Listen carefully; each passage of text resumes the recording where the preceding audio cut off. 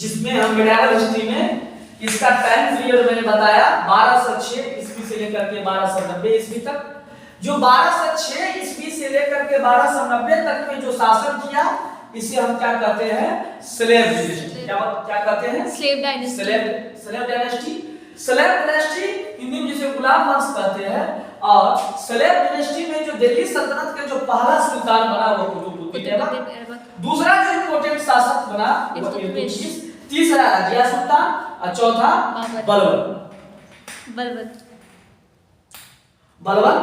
बलबन के बाद जो उसका ग्रांड सन बना वो कौन बना? Not Tughlaq was the governor of Bengal. उसका जो ग्रांड सन था वो था नॉट जी कैकुबान में दिल्ली का राजा बना।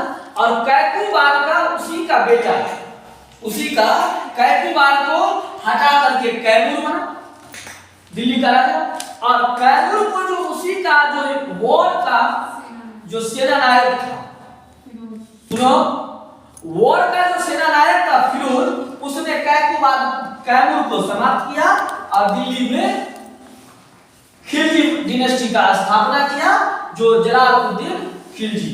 तो Jalaluddin Khilji was the founder of Khilji dynasty. और इस खिलजी डिनेस्टी में जो मोस्ट पॉपुलर जो शासक हुए वो हुआ अलाउद्दीन खिलजी। तो बेटा यहाँ पर एक सीखने वाली बात है, सुनो ऐसा सुनिए।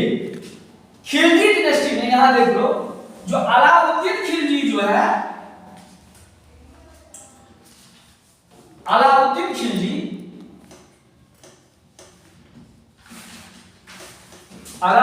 खिलजी कौन होते हैं? अलाउद्दीन खिलजी जलालुद्दीन खिलजी का भतीजा भी है और प्लस दामाद भी है। अभी लिखाया हूं जो अलाउद्दीन खिलजी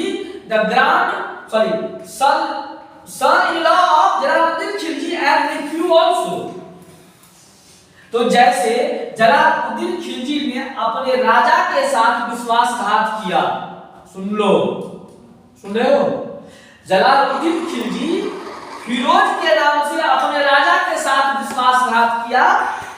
कैमूर को मृत्यु को घात उतार दिया, कैमूर को मार करके और दिल्ली का सिंहासन को अपना लिया।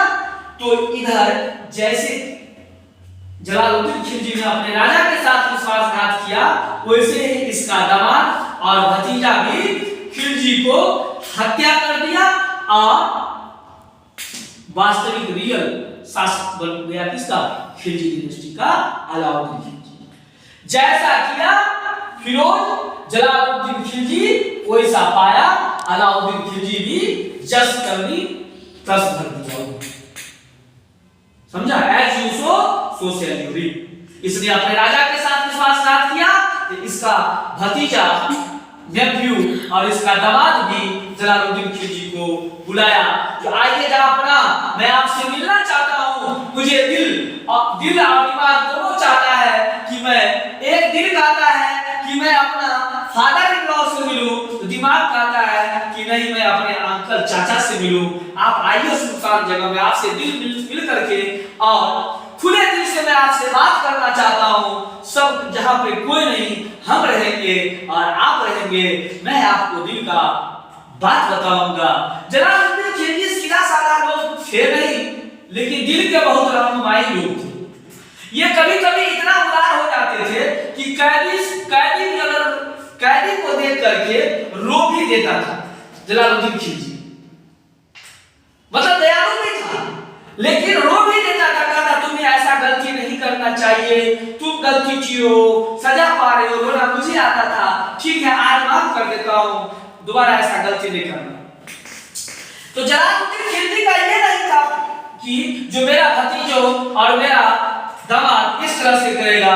जलालुद्दीन खिलजी को मिलने के बहाना सलाउद्दीन खिलजी सुशांत जगह में बुलाता है और जैसे जलालुद्दीन खिलजी जाता है दुआ सलाम होता है, हाँ सलाम खैरियत पूछा जाता है और अचानक तलवार निकालता है और जलालुद्दीन को पेट को घोंप देता है अलाउद्दीन खिलजी। ओके, जैसा जिस तरह तरह से जलालुद्दीन खिलजी ने कैमूर को घूम दिया था, वैसे ही अलाउद्दीन खिलजी ने जलालुद्दीन खिलजी को काम तमाम कर दिया और खिलजी का और जलालुद्दीन के उत्तराधिकारी के रूप में अलाउद्दीन खिलजी बने। और अलाउद्दीन खिलजी बहुत ही ब्रॉड माइंडेड शासक होते हैं। ये अलाउद्दीन खिलजी मार्केट बाजार नियंत्रण, मार्केट कंट्रोल के लिए, मार्केट सिस्टम कंट्रोल के लिए जाने जाते हैं इन हिस्ट्री। ओके, तो टुडे आज मैं क्लास को यहीं पे समाप्त करता हूं। See you tomorrow with Alauddin Khilji. Next topic was Alauddin Khilji. Okay.